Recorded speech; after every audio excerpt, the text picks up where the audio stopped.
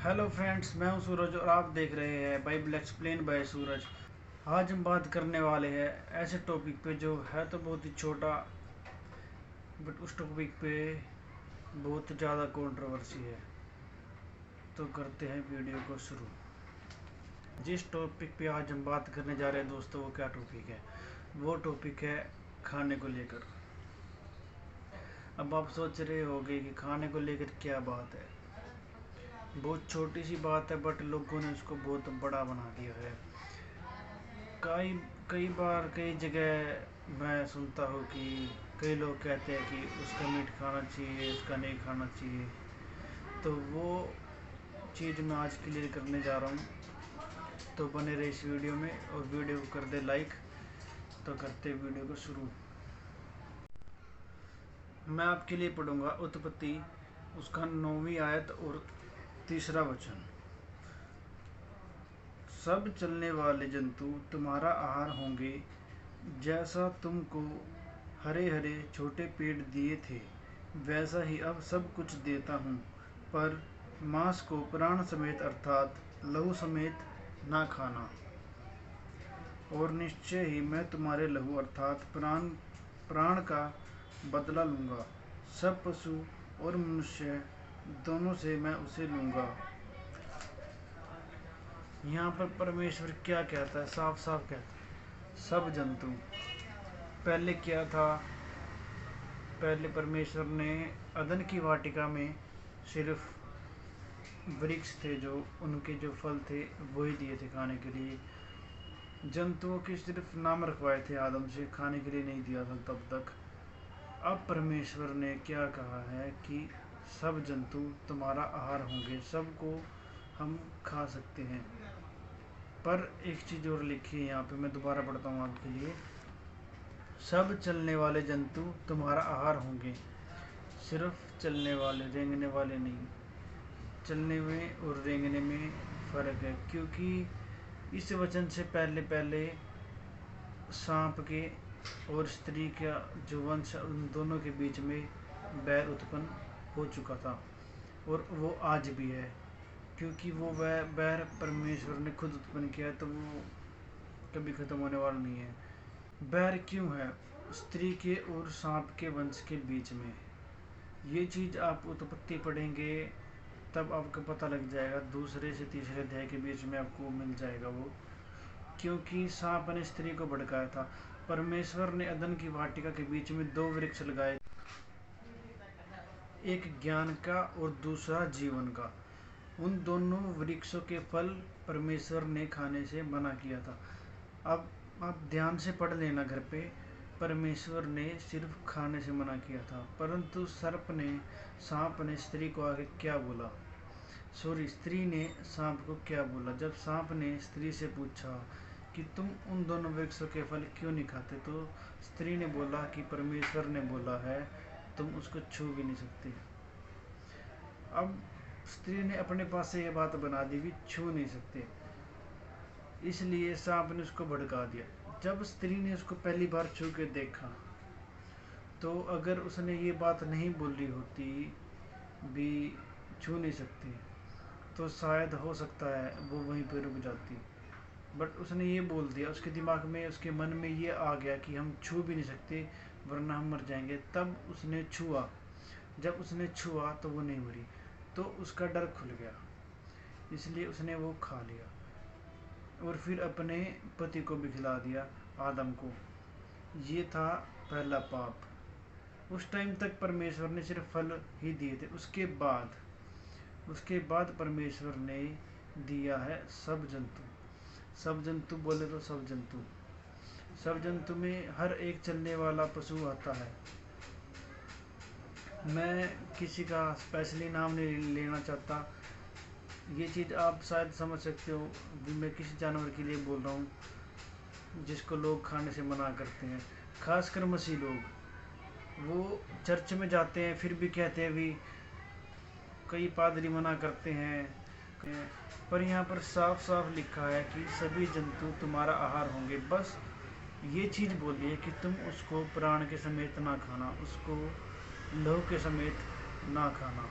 बस इतना मना किया है कि तुम उसको बिना अच्छे से धोए लहू के साथ उसको नहीं खा सकते, प्राण के साथ उसको नहीं खा सकते। मतलब जब तक वो उसमें थोड़ी भी उसकी सांसें चल रही है तब तक तुम उसको नहीं खा सकते।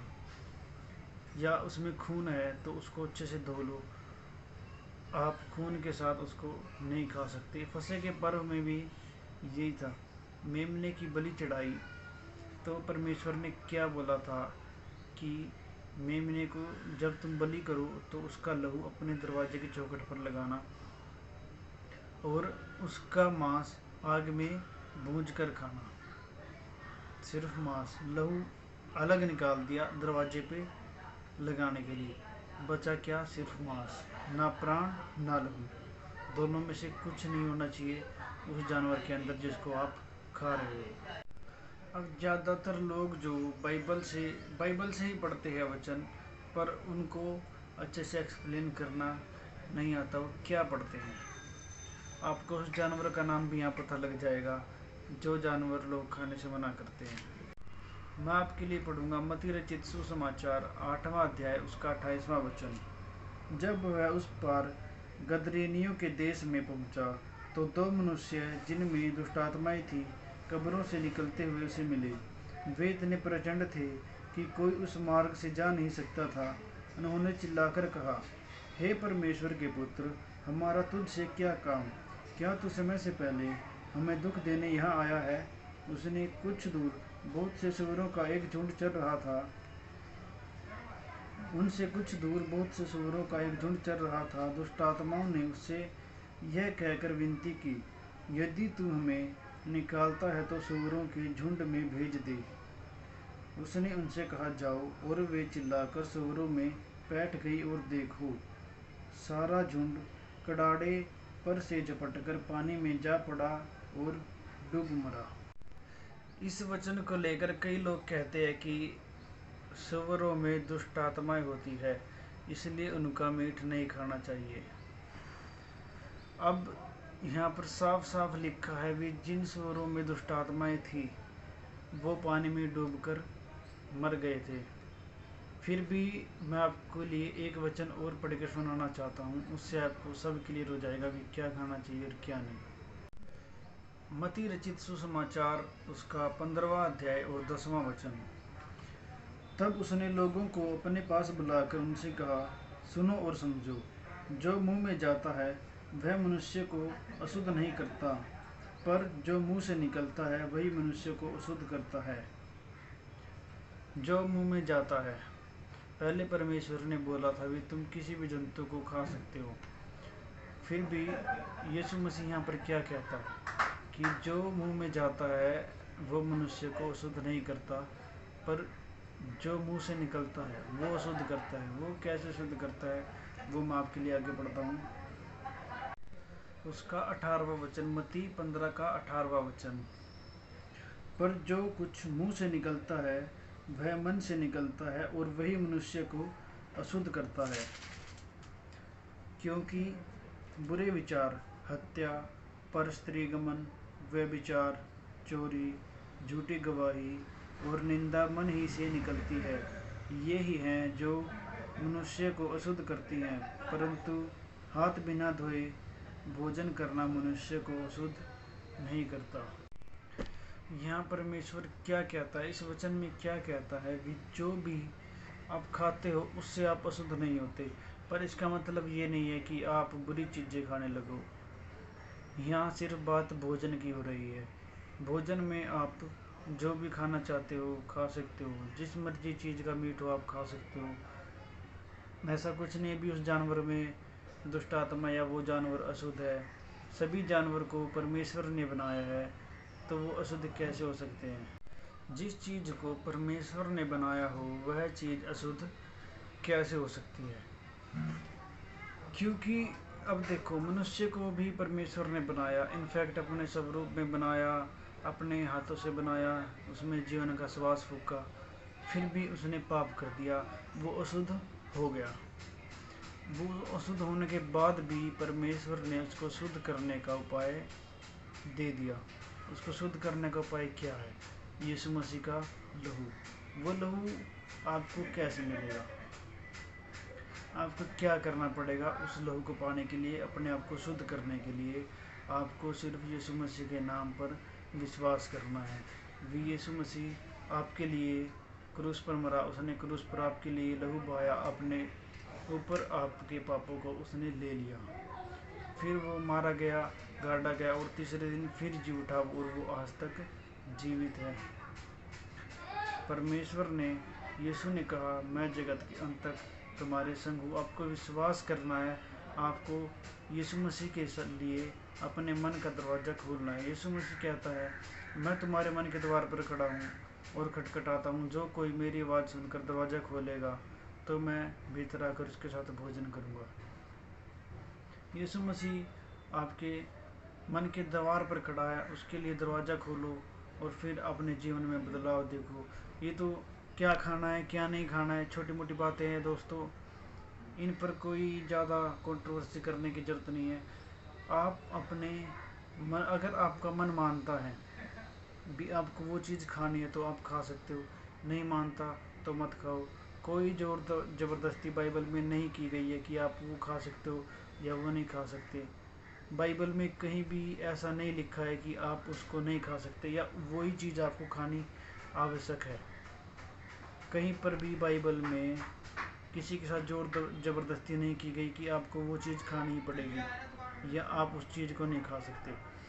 ये आपका मन है दोस्तों, अगर आपका मन मानता है तो आप उस चीज़ को खाओ, नहीं मानता तो मत खाओ। मेन चीज़ क्या है? मेन चीज़ है पापों से क्षमा। कोई चीज़ खाने से आप स्वर्ग जाने से नहीं रोक सकते, कोई चीज़ आपको स्वर्ग जाने से नहीं रोक सकती अगर आपका विश्वास पक्का है, अगर आपका विश्वास यीशु मसीह पर है।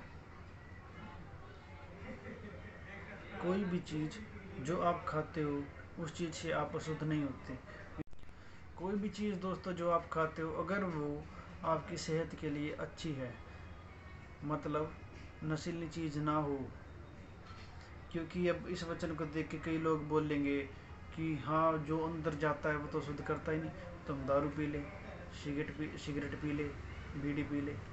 नहीं दोस्तों, यहाँ पर बात सिर्फ भोजन की गई है, किसी नशीले पदार्थ की नहीं। सिर्फ भोजन के लिए आपको आहार दिया गया है। जंतु, हरे हरे पेड़ पौधे, हरी सब्जियाँ, जीव जंतु जो चलते हैं, आप उनमें से कुछ भी खा सकते हो। सिर्फ आपके भोजन की बात यहाँ पर की गई है। आपको बिल्कुल छूट नहीं दी गई कि आप नशीली चीज़ें भी खा सकते हो या नशीली चीज़ें भी पी सकते हो, ऐसा नहीं है। अगर आपको स्वर्ग जाना है दोस्तों तो सिर्फ आपको यीशु मसीह के नाम पर विश्वास करना ज़रूरी है। आज की वीडियो में दोस्तों इतना ही, तो वीडियो को करते हैं यहाँ पर ख़त्म। चैनल को कर लो सब्सक्राइब और कमेंट करके अगर आपके मन में कोई भी डाउट है तो आप बता सकते हो। और वीडियो को लाइक कर दो, शेयर कर दो अपने सभी रिश्तेदारों के दोस्तों के साथ, और चैनल को सब्सक्राइब कर लेना ज़रूर और बेल आइकन को प्रेस कर देना। तो मिलते हैं अगली वीडियो में।